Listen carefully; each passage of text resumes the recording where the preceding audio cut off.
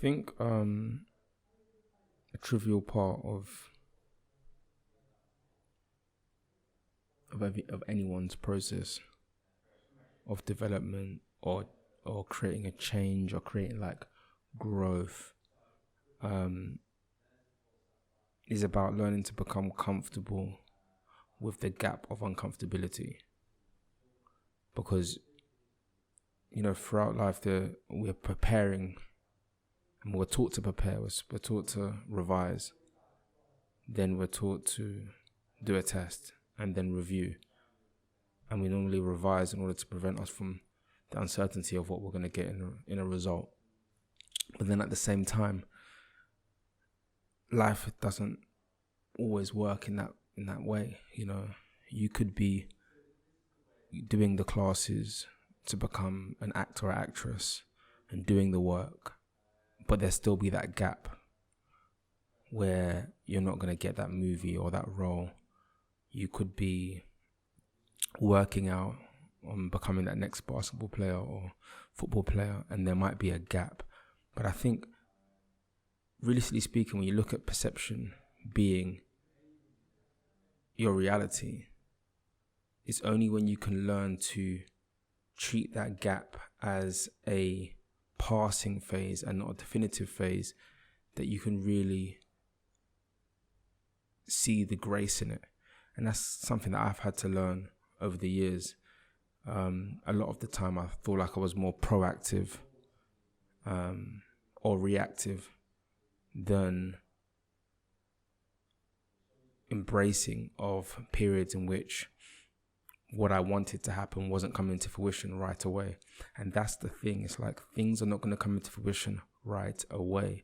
And really what defines us as human beings is what we do in that gap, right? In that gap of it not working out, in that gap of it not, if you're not getting that result, how do you manage yourself? And I think that has been a key component to me in developing and realizing that gap, it's first and foremost, it's a consistent series of moments of uncertainty that happen, and just letting myself live in the fact that gap will always appear. That gap can happen in your career, it can happen in your love life, it can happen in your spirituality, it can happen in your health. But the reality is how we perceive that gap is what defines how we move through it. And getting to a place where I've had so many gaps in my life, from dropping out and not knowing really what I'm going to become or what I'm going to do, but using that time more as a vehicle to learn within it, learn more about myself, to evaluate how I'm reacting in that gap, to really break down and see what I can improve in that gap, has taught me to kind of see the gap as somewhat of a blessing.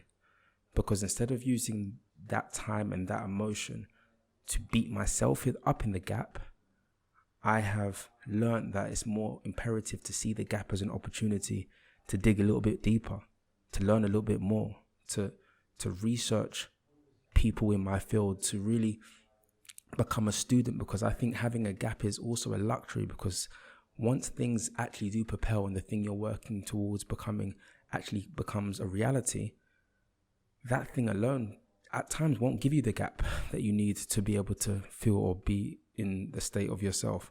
So instead of using that emotion and that situation and turning it into a negative, using it to dig deeper and using it to really see that when this moment I'm working on right now, when I graduate, when I get that job, when I get that role, or when I get that big company sellout, I know exactly how I'm going to cope in that space. I know exactly how to react in that more that I'm working so hard to obtain. Because people very much misunderstand that, our best outcomes can either make or break us. Sometimes we think we want the more, but because we haven't had that period in our lives to really assess ourselves, when the more comes, we first off don't know who we are, and we haven't prepared ourselves to adjust to what is really required. And learning the beauty of the gap and learning how to see it and assess it as something more as a period or a break point to building upon ourselves, I think is a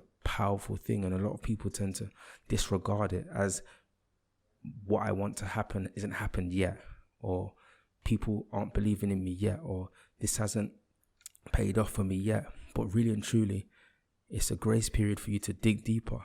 And once you change your perception and make your reality more in line with who you're becoming as opposed to what hasn't happened yet, you learn to gain a power within yourself which enables you to ultimately propel not only before the situation comes into fruition, but while it's happening at its greatest heights. And that's the truth. Sometimes, you gotta be aware of what you're wishing and working towards, because what you're wishing and working towards, in the case of you coming into it, may require a lot more of you than the gap. So it's still all about perception. And I think changing that perception is powerful, because it just enables us to really see grace in life and understanding that there's a divine order. And if we can reposition the way we perceive it, yeah, that gap is a beautiful thing. So ultimately, it's really about just making sure that you don't beat yourself up before the beauty comes into fruition, because you don't know why that gap's happening for you right now. You don't know why that moment hasn't happened for you right now. But what you can control is what you do in this moment. Yeah. Embrace the gap.